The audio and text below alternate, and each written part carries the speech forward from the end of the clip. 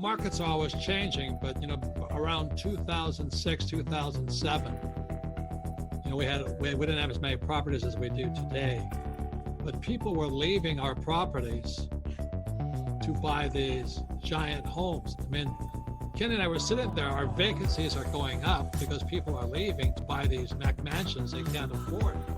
Remember that? Oh boy, do I ever. Yeah, I remember, because we screen all of our residents, obviously. You want to, so you have to. You basically, they pay you to run their credit. And you want to, obviously, if you're going to rent something, you want to rent it to somebody that can afford it. And so, we get all their data. We know where they're working. We know, their past credit history, all that kind of stuff. And so at the same time that we're actually denying some people, those people were actually buying condos and houses. So the people that we were actually denying to move in as a renter. And so that's what, I remember you and I were sitting there and I said, Robert, I'm telling you what I'm seeing at the occupancy level is that we're actually seeing people with pretty bad credit that can't even really afford to pay rent, that are actually buying homes right now. And I said, this is going to turn into some kind of a bigger problem. So I remember, it was kind of frightening because our vacancies are going up. And when vacancy goes up, cash flow goes down for us. And all we could say was, let's just wait because something's going to happen. And when it happens, we'll move back in. Yeah, and that's what we did. So yeah, 2008. Yep, it took years, but it did happen. So when Lehman Brothers came down in September 2008, that was kind of a sign from God, because that's when we moved in fast. That's because prices of real estate were coming down and interest rates were coming down. Yeah. It was a perfect storm, wasn't it? It was. It's interesting because if you really want to get super simple about what happened, people were giving people money that couldn't pay it back, period. That's what happened. And that, all of a sudden, everything fell. That's why they call it the big short. People recognize that. You can give anybody money anytime. You can give $100, $1,000, $1 million. If they can't pay it back, there's a default. And that's actually what happened on a big scale. So what happened after the crash? So that's when all the banks and institutions started taking that real estate back. And so... Wasn't that when you made some of the best buys ever? Absolutely. That's when we saw that San Antonio property. That was owned by Bank of America. They had lent on that, and it was 50% occupied, and it was what we would call bank owned.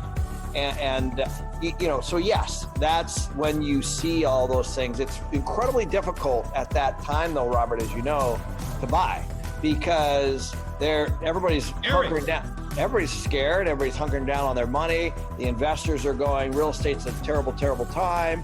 And so that's when you have to have your team together. You have to have your systems together, and you have to be ready for that. And that's what most people miss. Most people jump in when all that's fixed, and I remember we were joking. I said, when the checkout person at Target is giving me a real estate tip as I'm Christmas shopping, I said, there's a problem. Or you're hearing at a lot of cocktail parties, the party's over, folks, at that time. And right now it's kind of the same time, even though I still think we have a lot of run in the market in some areas, not all. It's a dangerous time to come into the market. And that's getting at is because when this is in 2007, 2008, everybody was flipping houses. And that's when, I was talking to Kenny, and he says, I don't flip. And I said, I don't flip either, because Kenny and I are cash flow kind of people. We want the property to pay us an income for the rest of our lives, or as long as we hold the property. Well, all these people that were jumping in were flippers. So they want to make the quick buck. And my concern is that's kind of where we're at today. And I was looking at the real estate section of the Wall Street Journal and New York Times, and people are just euphoric because the prices are at all-time highs, just like the stock market. The NASDAQ, S&P at all-time highs right now. And that's when the amateurs jump in, which includes real estate. So the part I wanted to get to today is ask Kenny what you're looking for, because I think we're more cautious now in 2020 than we were in 2008. I'm more scared. I am more scared now than I was in 2008. In 2008, I was just glad it was crashing. Yeah.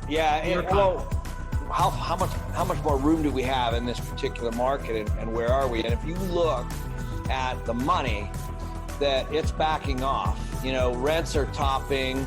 Occupancies are not as high as they were. Cap rates are starting to go up. Capitalization rates, as you know.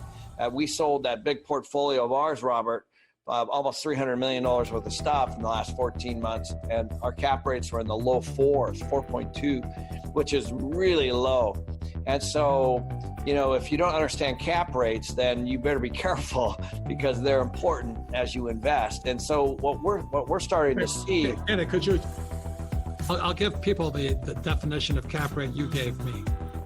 A cap rate of 4 means if a property is $1 million and you put $1 million in, the return is 4. Is that how you say it? Yeah, that's pretty close. Yes, it's good enough. And so what happens though is that 4%, whatever it might be, that's generated from the property, from the net operating income, which is another formula, which is basically expenses after income. And so what happens though is if that cap rate goes to 5, then what happens is the value of the property goes down. And you have to jump. If you think about this, 4 to 5, the ratio is 20%. You actually have to grow your net operating income by 20% just to break even. And a 20% growth in net operating income is super hard to do. And so that's what's happening right now, is we're watching these cap rates and people are buying at 3 and 4%. And if the cap rates go down at all and there's any softness, especially with interest rates, then I'm telling you that these properties are not worth what people are paying today. And all of a sudden they're going to be underwater with their mortgages, or the things that are not going to cash flow like they should. Right. So in spite of prices being high, the market being volatile and all that, are there still opportunities out there? There are. I got to tell you, it's interesting. On my podcast, I just had a guy that's investing in mobile home parks, as an example. And, mobile home parks were not even on the radar. People weren't even talking about them years ago. But let me tell you what they are. They're land plays covered by rent. And, these are affordable places. And so they're buying these things, 100, 200, 300 unit mobile home parks. And they're, the rents are $600, $700, $800 a month. They don't actually own. Sometimes they bring their own and they stick it there, but they get basically a rent for the space. And the people own their own place, or in some cases they don't own their own place and they just charge them rent. The point is that more and more people are moving to what I would call affordability. That's one of the big things. It is, affordability and rent control, all that stuff's coming, Robert, as you know. It's already here. Education is everything. As you know, Robert, find yourself some mentors, find yourself a group of people that are like-minded and like to study.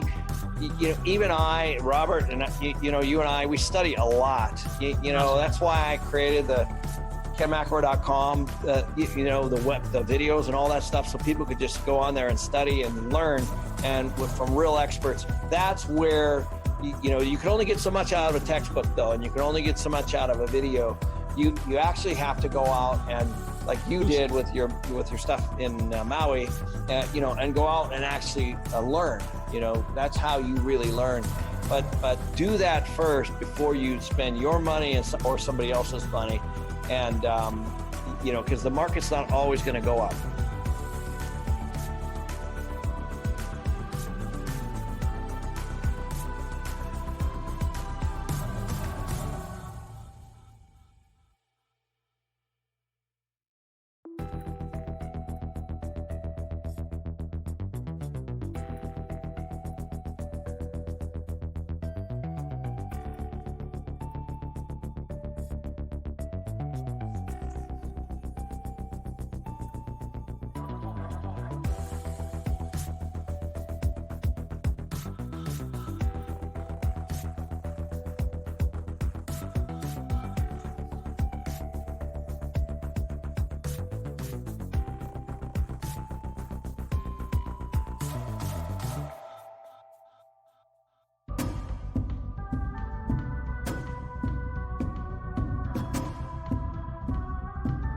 As always, we really appreciate your visit to our channel. Do not forget to click the like button, leave your comments below and subscribe to the channel to join the community for more interesting finance contents like this. Thanks for watching and see you on the next one.